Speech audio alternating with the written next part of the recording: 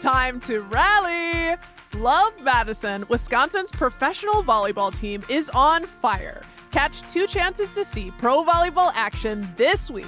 Thursday, March 12th at 7 p.m. is spring break in Madison. Students get in for $10 with a student ID. Plus, another match on Sunday, March 15th at 2 p.m. Perfect for a family-friendly afternoon. Y'all, this is top-level volleyball action. Get your tickets today to secure your seat and follow Love Madison on social media for updates. Is there a science that explains God?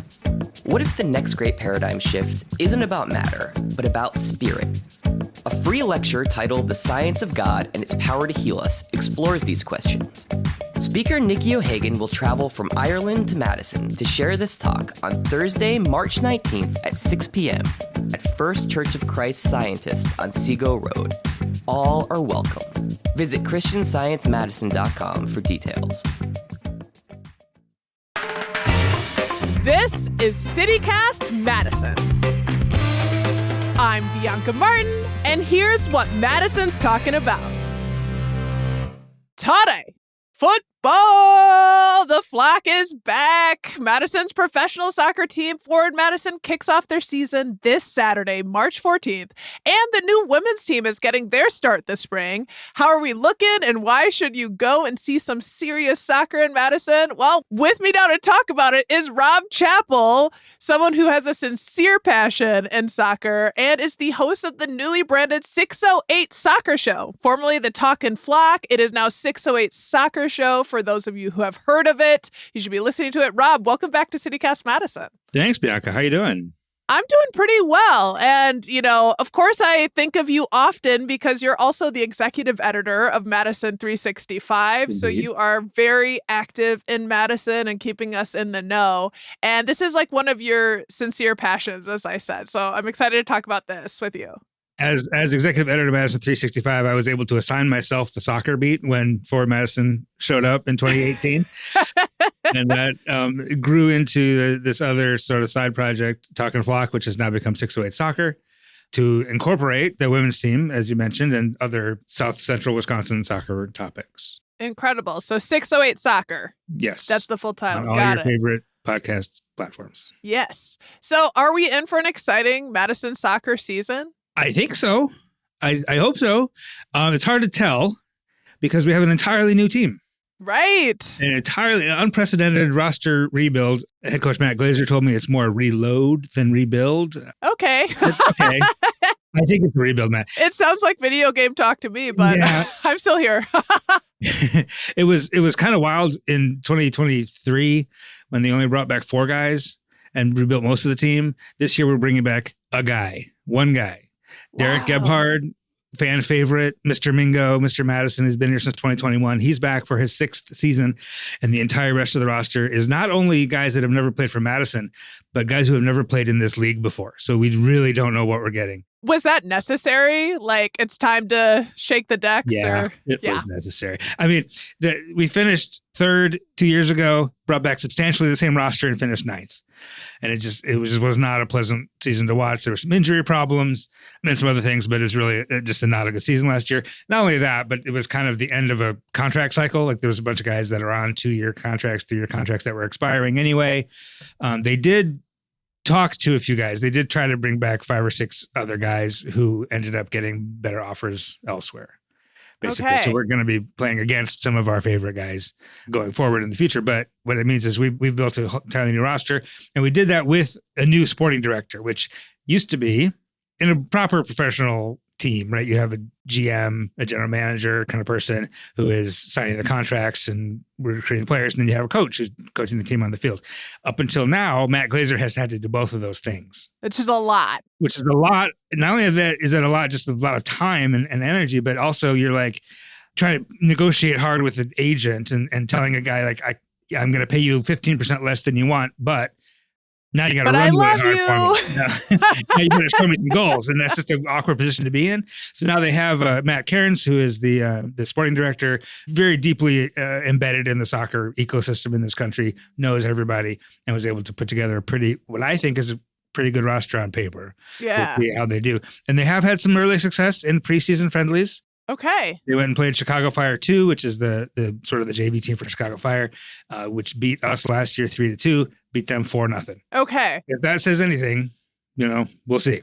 Well, it sounds like a little chaotic, but exciting. I'm actually like, okay, this this sounds like there are a lot of new things to see. And also it's fun as the years move forward, having players that have played for us and them coming back and, getting some of that rivalry and lore and love and connection. So, yeah, I mean, as you just laid out, like, it's a business, it's a sport, and some of us watch Ted Lasso and they're like, I should probably care about soccer. For those people who are not already like dedicated to the sport, really excited about Forward Madison, why should they care about Madison's soccer teams?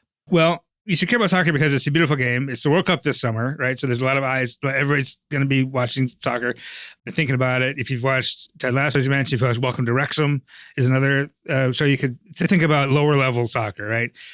You have Premier League in England and you have the Champions League in Europe and you have MLS here, sort of the top flight leagues. And then you have these lower divisions, right? Where it's similar to baseball where you got AAA, AA, whatever. The lower level soccer teams are not necessarily affiliated with major league clubs. It's just they're a completely independent business.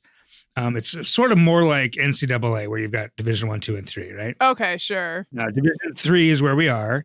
And it is fully professional soccer, right? So these are guys who've been playing soccer since they were little kids, some of them in Africa and Latin America. We've got a guy on loan from the top division in Panama.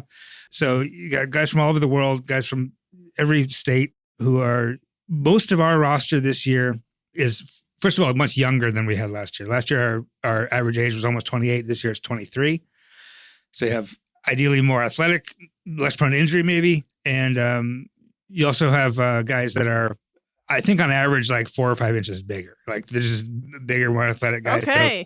So I just this morning I was down talking to Connor Kaloya, who's the front office guy down there, and he said that he's confident that it'll be a more exciting brand of football than we've seen in the past. Wow. Well, because for what it's worth, I mean, you're talking about bigger players, more dynamism is possible here. I have been to some games and the energy is really, really high. And listening to you describe how it's like the NCAA, and when you first said AA or AAA, I was like, oh my God, that makes me think of batteries. So there are some of us who do appreciate sports but don't know the depths. And I am confident that Mingos have developed, and that's their name, right? Their nickname, the Flamingos. They've developed a big fan culture. Yes. And what is it about their team that really draws so many people in? Because I could name, I mean, you'd be better at me than doing it, but multiple fan groups. Yeah, right. They did it really right when they first started back 2018. Peter Wilt was the first managing director. He's like a serial soccer entrepreneur. He actually started Chicago Fire in MLS and Indy 11 in the USL Championship division and several others. And he really engaged English Premier League supporter clubs is where he started. So the fans, like people like me who were never any good at playing soccer, but really passionate about it, right? Who are going to get up and go to a bar at 6:30 on a Saturday morning to watch Arsenal or whatever. Those are the weirdos that you want, right? So you got them in and got them to form the flock, which is basically the supporter group. And then within the flock, there's, like you mentioned, there's Feathers and Flamingos, which is the one that celebrates Black culture. There's La Barra 608, which is the one that celebrates Latino culture. There's Mingo Ladies. There's Accessamingos, which are the fans with disabilities that actually engage with the club quite a bit to make the stadium more accessible, which is really cool. Huge. But also down in the east end of the stadium, it's the flock end, and there's always 300 or 400 people there who are singing and chanting the entire match. So like you've always got some electricity in the air, regardless of what's happening on the field. And where you're at at Breeze. Like, honestly, like I feel like there's dynamism at different corners and angles. Yeah, right. Yeah, totally. There's all this stuff happening. There's a giant flamingo shaped bouncy slide. Okay, see, I have not seen that. That was new last year. Say less, Rob. And like people from around the league see that on TV and are asking me about like, what's that? Which is fantastic. Oh, well, duh.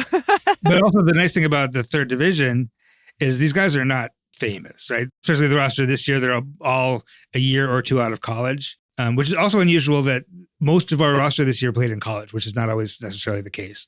In soccer, there's two ways to go pro. You can go to the college route, or you can go just straight through the club academy route and just go pro when you're 17 or whatever. Most of our guys played in college. Most of our guys have 1 or 2 years of professional experience. So they're young, they're hungry, they're trying to move up, right? They're trying to get from third division to second division to first division, whatever. And so they're going to be very exciting to watch, but also they're not famous yet. So they will come and give you a high five after the match. They will sign your jersey, and then they will come into the forward club and drink with you after the match, which is fantastic. You don't get that in any other sport. And like at this level, our club is our club. It's sort of like, the Packers are a different animal because they're, obviously NFL and big and famous and millions of dollars and everything. But they do feel like, they are sort of community owned, right? And what we used to say when I was a kid, when the Packers were bad, we'd say we love the Packers, not because they're good, but because they're ours. They're like our children, right? We love them because they're ours, not because they're good. And the Mingos are the same way. And even these whole new guys that we've never seen before, we've never met yet, but they're going to be our guys by the end of May, right? They'll be our guys.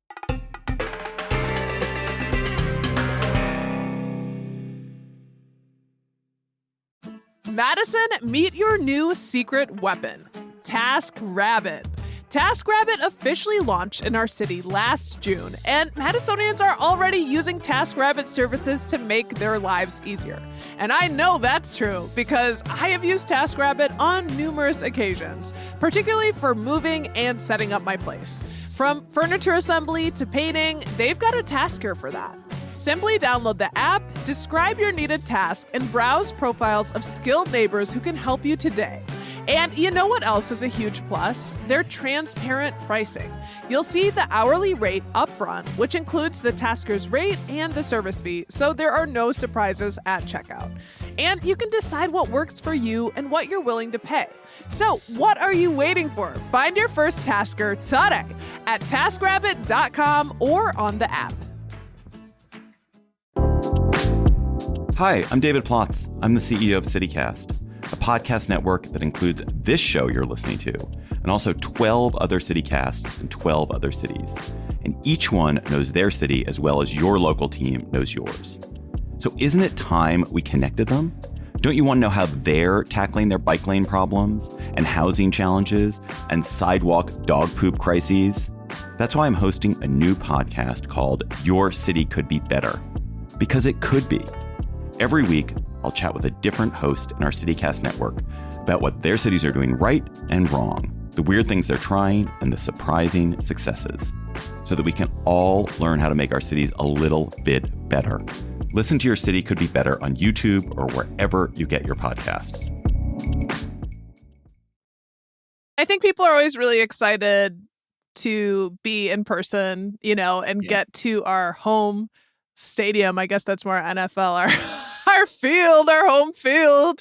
When is the first home game? And how often are they at home in Madison? The first home game, usually we have our first home game like late March, mid-April when it's still cold. This year they're getting new turf installed, which the players are very happy about, which means we won't have a home game until mid-May. Our first home game is May 16th against Detroit City, which is they're a second division team, and that's. I just got scared. Detroit, let's go. Detroit City is a great club, and they're coming here for that. It's a League Cup match, which is not a league match, which is we can talk about the different competitions we're in.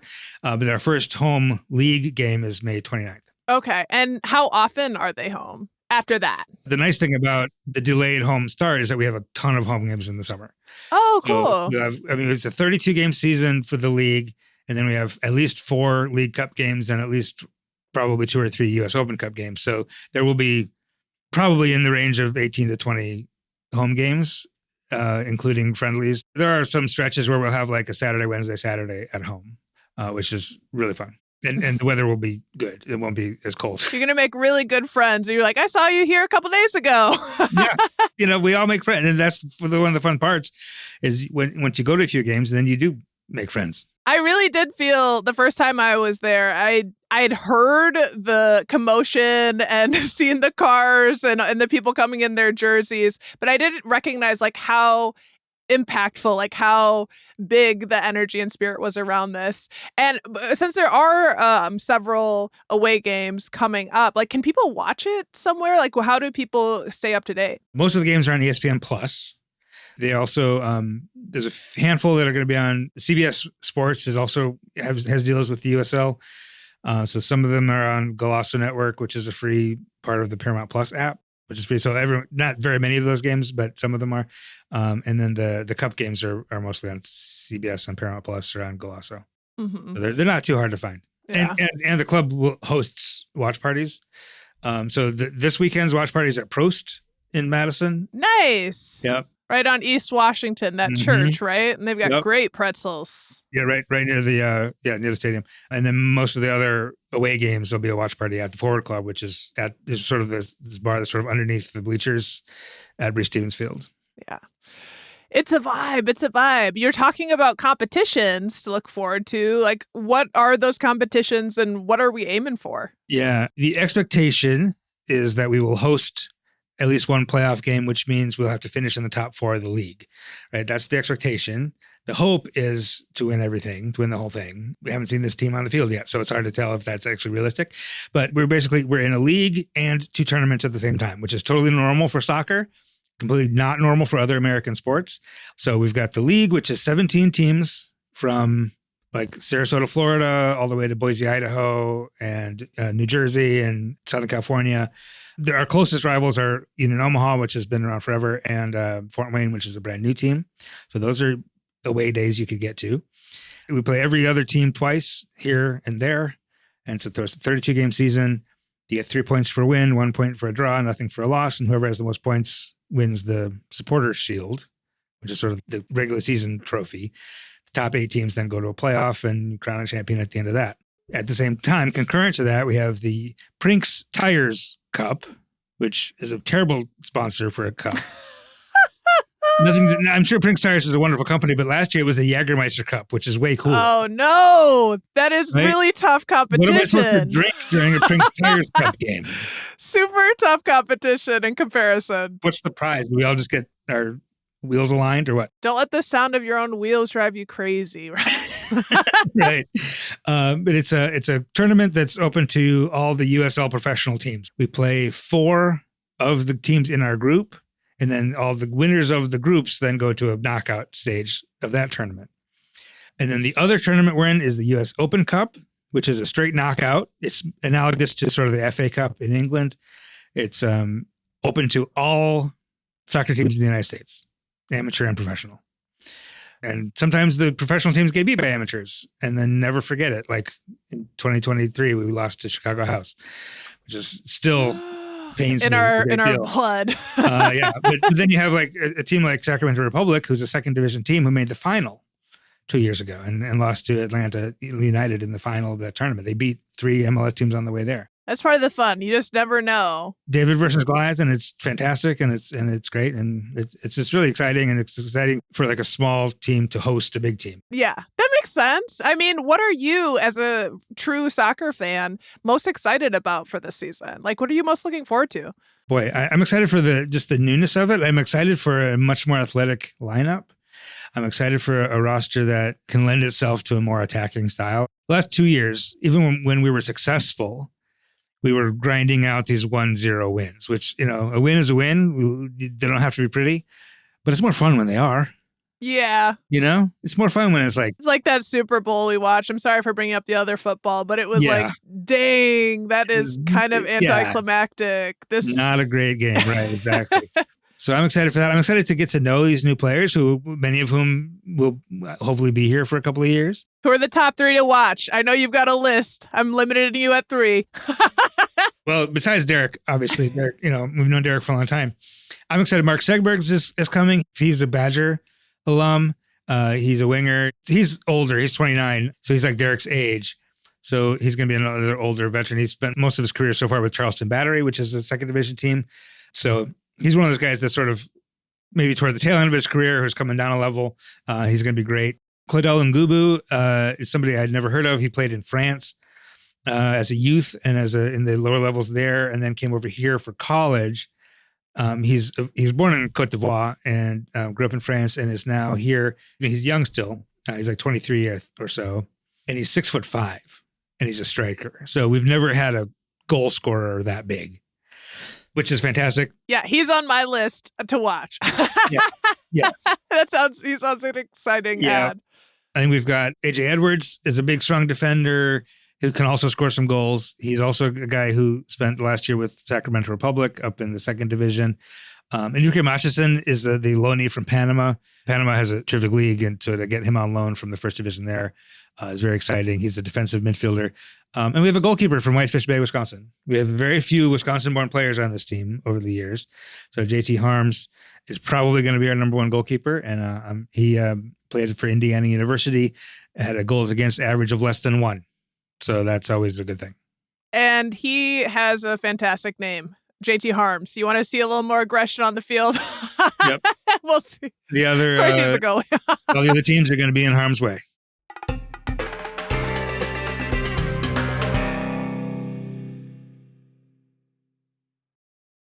Okay, well, this is really exciting, and it's cool to hear about kind of the evolution of this league because it's not that old. I feel like it got its start somewhat recently, and so I don't know if there's anything that's like really surprised you about this franchise since its launch and where we are today. I was very excited to have a team of our own, and that's the best part about this whole thing is even when they're bad, like it's really, really great to have a team of our own to be sad about.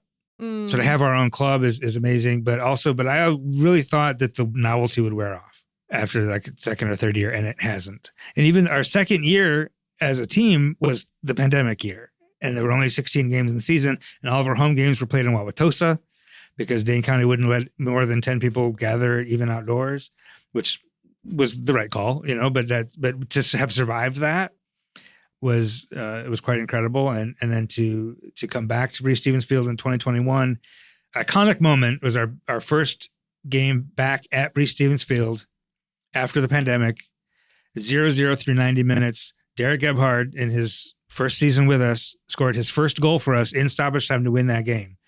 And it was so much excitement that the crowd actually like knocked over the advertising boards on the end of the field.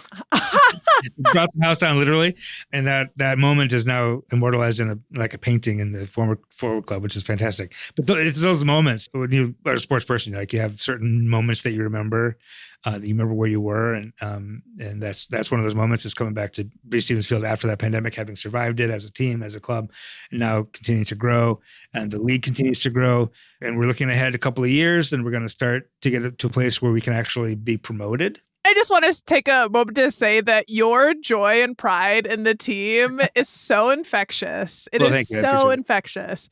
And, we just talked about sort of the legacy and what you've already seen and how exciting that is. Can we talk about the coming women's team? Like, what's going on there? What can you tell me about that? It's very exciting. Initially we were granted a franchise in the Super League, which is the USL Women's Professional League, which is a Division I. But to be Division I, you have to have a stadium that seats 10,000 people. You have to have other certain things that, with it being a 100-year-old city-owned stadium, they just couldn't do. They couldn't pull it off in time to start that team in 2025, which is when we wanted to. So in talking about it with some fans and supporters, they decided we could go ahead and join the W League, which is it's sort of the soccer equivalent of where the Mallards are in baseball, right? We have professional coaches, professional environment, professional stadium, and players that are currently in college for the most part, or high school. Our goalie is actually a junior at Waunakee High School. Oh my goodness. Yeah, she's incredible. She's like my height, which is like not very tall, but just an incredible goalie, which is unusual to see a goalie that's less than 6 feet tall. So as far as I'm pretty sure all of the players that have been announced for this team are Wisconsin kids. That are playing soccer all over the country. There's one or two Badgers that have been announced, but most of them are like Bowling Green or Wake Forest, Virginia, those kind of programs. There's a handful of kids from Muskego, which won 4 consecutive state championships over the last few years. Really exciting players. The head coach is Jenny Oliveri, who is the head coach of Milwaukee Wave, the indoor men's professional team for a long time, since like 2016. He actually left that job to take this job. He's also the director of the girls program at Elm Grove Football Club, which is a very, very successful program in the Milwaukee area. So because it's college players, there's a very narrow window where those kids are actually available. So it's insane season. It's 12 games in 5 weeks, which is nuts, which I guess you can do when you're like 19, I suppose. And when you're like that level of elite athlete. But it's our first season that starts May 20th is our first away game. The 23rd is our first home game. So Memorial Day weekend, I'll be there. I should say that the team is called Rally Madison. And it has the colors are purple and gold. They did not do what a lot of clubs do, which is just call it Forward Madison Women or something. They want it to have its own identity, which I can understand. They're not doing any double headers because they don't want it to be like the women are like the warm-up act for the men or something like that. It's just its own fully independent identity and an independent supporters club and everything. But really leaning into the fact that Wisconsin was the first state to ratify the 19th Amendment, giving women right to vote, a lot of history of women's rights and liberation here in Wisconsin. The mascot, the crest is the face of the Wisconsin statue on top of the Capitol. I love that. I absolutely love her on top of our Capitol. Whoever's idea that was, chef's kiss. Yes. Yeah. And they engaged the supporters in the branding and everything. They decided that because the Forward Madison has always been kind of whimsical in its branding and its presentation and its social media presence. And the women decided that the women's supporters wanted something a little bit more serious, which I think is great.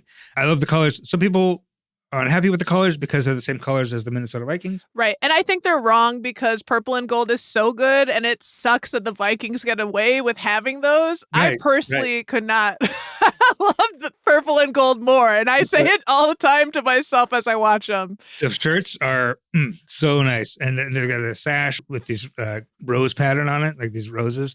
And I'm really, really excited about that team. Our first home game on the 23rd is against Minnesota Aurora, which is one of the best teams in that league. They've only been around 4 years. They draw as big a home crowd as Fort Madison does for this amateur women's team. Wow. Yeah. So we have our hands full. The first home game with Minnesota Aurora. So I'm just really, really excited. I know my kids are excited about that. My youngest kid really only comes to the Fort Madison games to see the cows, but they're very, very excited about the women's team and about actual women playing soccer. Well, I feel like women in soccer is an international symbol of just greatness, like, and especially the U.S. team and all of these superstars and role models that we have out there. I feel like it's baddie status. And I also appreciate you highlighting that this is going to be a faster season. So people don't miss it because you know how the summer goes, you know how busy it is, make the point. By the end of June, they're gone. You know? Yeah. So I'm excited. And that's the reason I rebranded my podcast, because I asked them many times, name it after a bird so that I can keep talking flock and they did not do that for me. So they didn't take your perspective as the wonderful male that you are right. on what they needed. I love birds too, so I totally understand that. And you said it was Rally Madison. So ready to rumble and rally.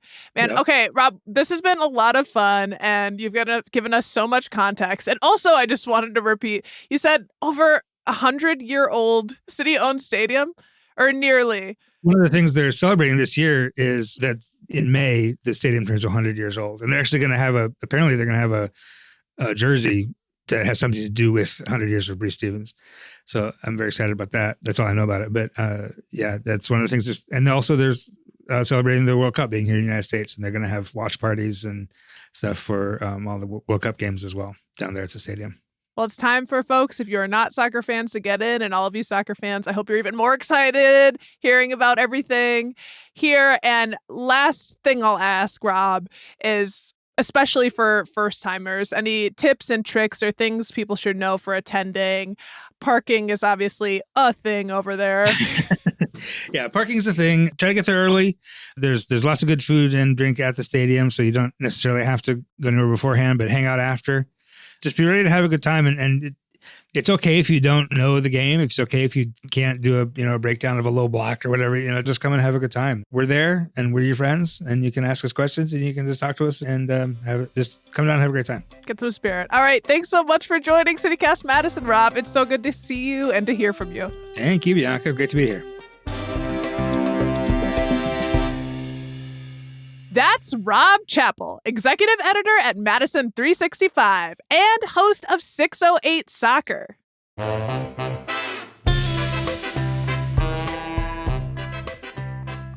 That's all for today here on CityCast Madison. I'm your host, Bianca Martin. Don't forget, you can support this show and get great perks by becoming a CityCast Madison neighbor at membership.citycast.fm. And if you enjoyed today's show, why not share this episode with someone who loves a good match? All right, y'all. We'll be back tomorrow morning with more stories from around the city. Until then, take good care and thanks for listening.